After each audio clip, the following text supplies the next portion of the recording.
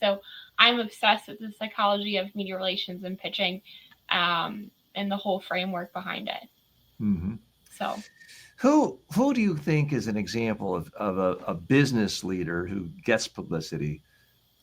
Who do you think does it right? Who do you really admire or respect as someone who's just has a business? I don't mean a media person like Oprah, but someone who has some kind of a business and you just constantly see them out in the media being interviewed, promoting their brand. Who do you respect the most, or one of the people you respect the most doing that? there was a founder of a beverage brand, and she's not the founder anymore, but um, the brand's called Hint Water, and the founder was Cara Golden, and her publicity was so good about the hero's journey and building the brand and her personal story. So it was such an incredible job talking about from her working at AOL to where she was now. So her publicity probably has been my favorite over the years because it's very much been profiling her as a leader, the hero's journey. Mhm. Who were your heroes growing up in terms of people in the media, speakers, spokesperson? I mean, I grew up in North Carolina, and one of my heroes, people will find this amusing if they know me well, but one of my heroes was Jesse Helms, not because I liked his politics, but because I was a former U.S. Senator, but because his Yeah, rise to power was by being a TV commentator, radio commentator, and newspaper columnist. And I found that fascinating, but yeah, that's way before your time. Tell me who your role models were growing up as a yeah. communicator.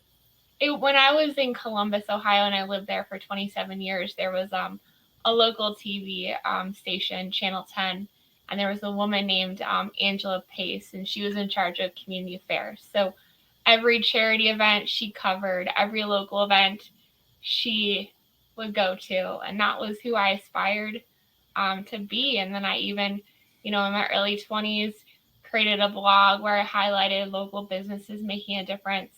And then in my early 20s, I was probably 24, and Channel 10 came to my house. They were doing a story on boomerang kids and kids that went to college and then moved home because the job market was so horrible. And it was that interview experience that I was like, I really want to do this.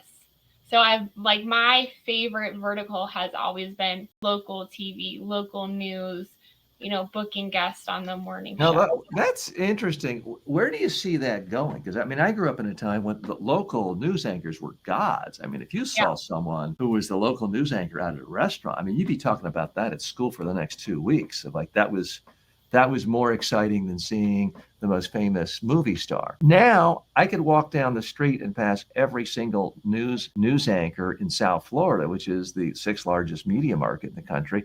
I wouldn't recognize a single one of them because I'm like a lot of people. I'm a news junkie, but I haven't watched local TV news in years and years and years. Their ratings are plummeting.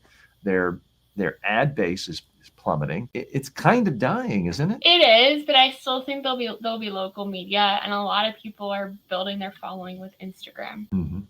So that's where I find like all the influence comes into play. Do you predict the rise of just of independent local journalists who are not associated with the traditional media, TV station, radio station, a newspaper, being able to create enough of a following through Instagram, through a YouTube daily show, where they can actually make a living? Because that is one of the problems with social media, is it's so much easier to just say you hate some national politician or you love a national politician to build audience. Whereas if you're just talking about some, local school board official, it's very hard to get anyone to pay attention. Therefore, it's almost impossible to monetize it. Newspapers could do it in the past because they had all the classified ad revenue, which is now all gone to Craigslist.